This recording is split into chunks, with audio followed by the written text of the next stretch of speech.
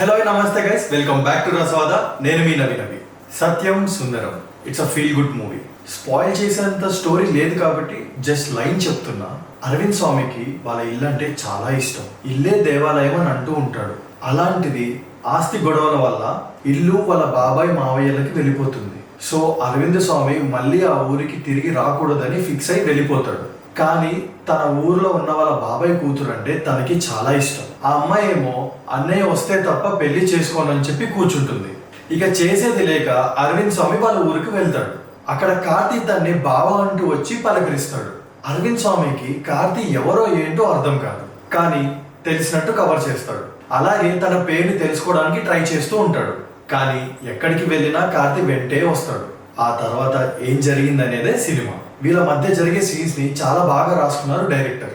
Movie కొంచెం slow paced గా ఉన్నా ఎక్కడ బోర్ కొట్టకుండా తీసుకెళ్లారు. నాకైతే చాలా బాగా నచ్చింది. మీరు కూడా ఫ్యామిలీ అండ్ ఫ్రెండ్స్ తో వెళ్ళి హాయిగా చూసేయండి. ఇక్కడ దాకా చూసారంటే వీడియో నచ్చి ఉంటుంది. సో సబ్స్క్రైబ్ చేసుకోవడం మర్చిపోకండి. Bye bye.